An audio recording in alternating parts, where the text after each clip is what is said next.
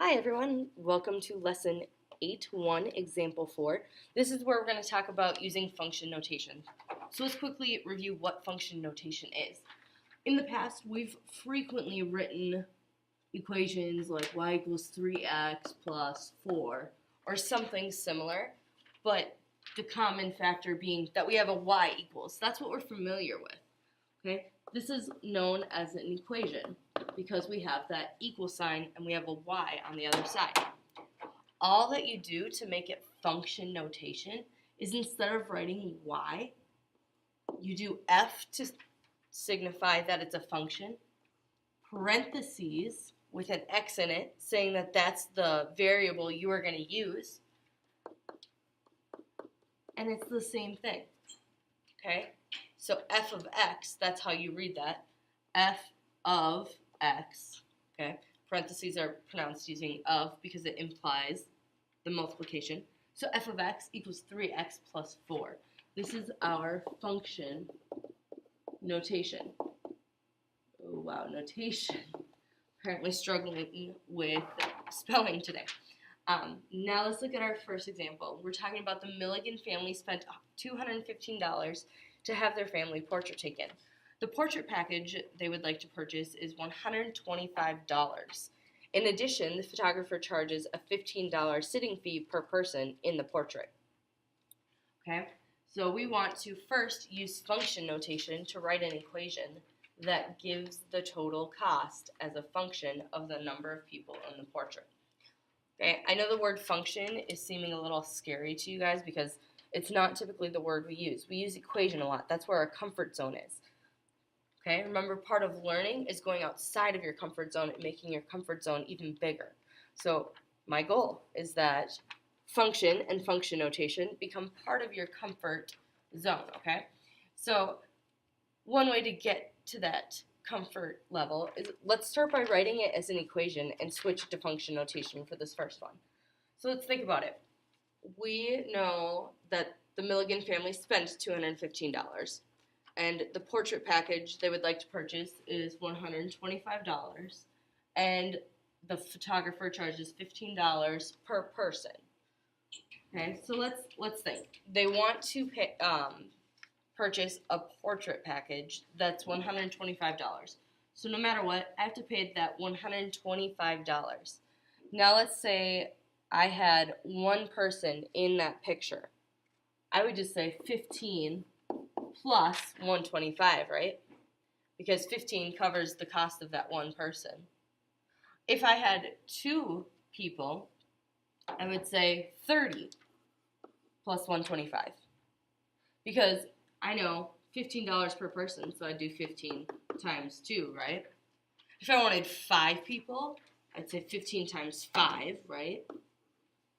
And that's how I would keep adjusting my price. So instead of writing a specific number, we're going to use a variable.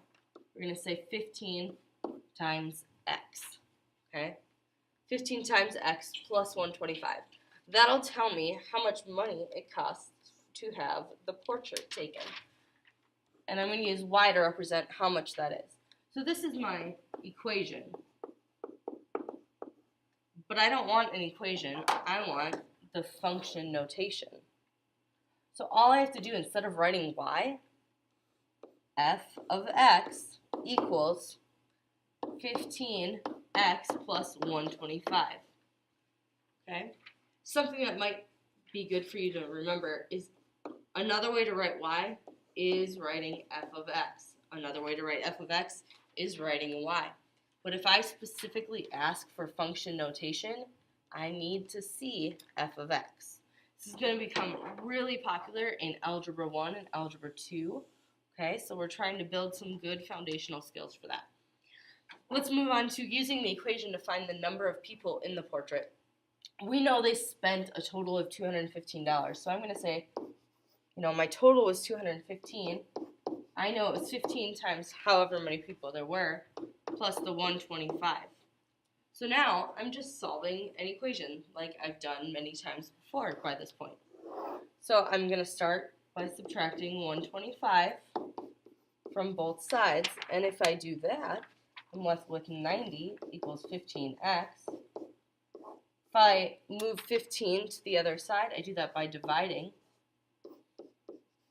And I am left with 6 equals x, which means that there were 6 people in the portrait. And I've officially answered A and B, so I'm done with the problem. Let's try another example problem to see if we can help you really grasp this concept. So now we're talking about a submersible, okay, something that can go underwater.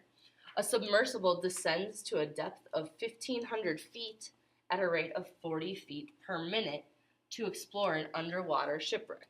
Pretty cool, right? At least I think so. Use function notation to write an equation that gives the total depth of the submersible as a function of the total time in minutes. Okay? So let's think about that. If the submersible has been descending for 1 minute, how far have they made it? They've made it 40 feet, right? If the submersible has been going for 5 minutes, how would I find that? I'd say 40 times 5. So I know that it has gone 200 feet. Okay, I'm saying 40 times however many minutes. So I'm going to represent that with 40x. And I don't have to add anything, right? Because it's not saying that we started 10 feet below the surface already. It's saying it doesn't specify, so we can assume we're starting on the surface. So what I'm going to do is, instead of writing y equals 40x like I want to follow directions even more. So I'm going to use my function notation.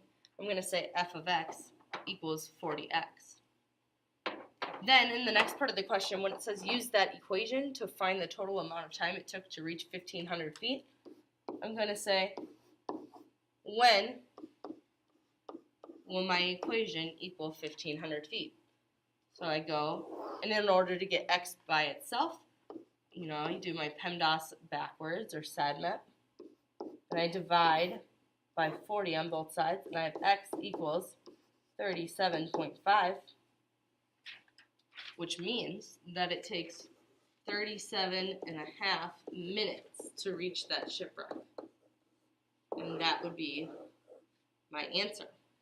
Okay?